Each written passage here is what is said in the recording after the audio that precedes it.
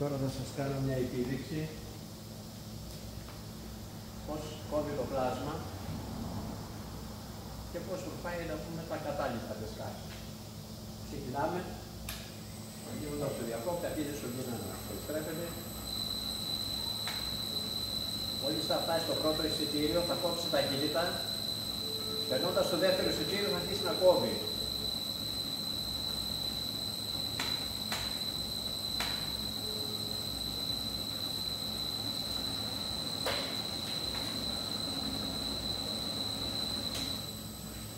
Έκοψε ταχύτητα.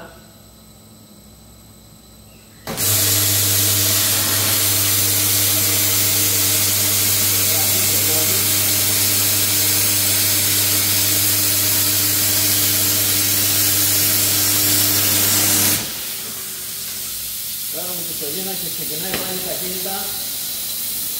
Ταχύτητα πρέπει να βάλουμε μεγάλη ταχύτητα. Βάλουμε ταχύτητα ό,τι ταχύτητα θέλουμε. Μόλις φτάσει εδώ, το πρώτο σημείο κόβει την ταχύτητα, το πρώτο στο δεύτερο αρχίζει και κόβει.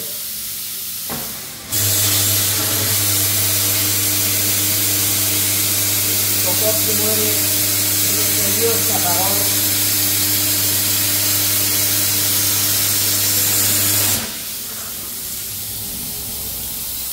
Αρχίζει και κόβει. Θα βάλουμε ταχύτητα ακόμα μεγαλύτερη. Βάζουμε μεγάλη ταχύτητα.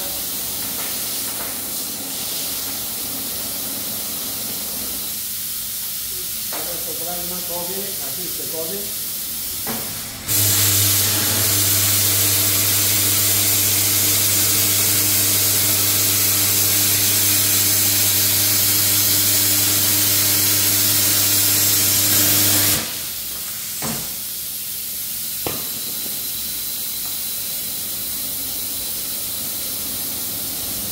Και ούτω καθεξής.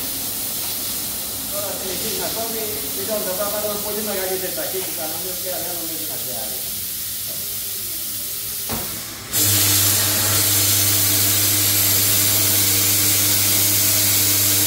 Βέβαια το μήκος όταν το προβλέπει να κόβει 3 μέτρα, 4 μέτρα, 5 μέτρα.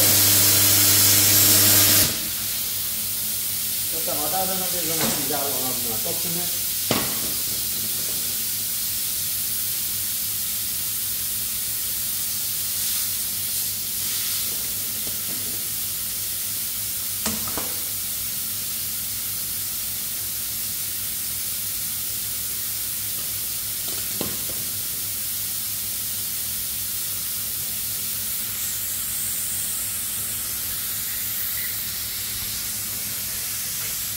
Το δε κόψιμο μέσα τα κομμάτια είναι πεντακάθαρα.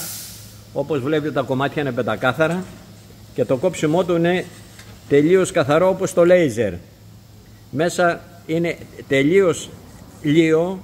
Η επιφάνεια είναι τελείως λία.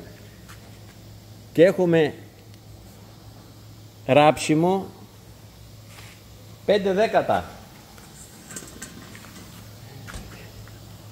Το δε ράψιμό του είναι 5 δέκατα.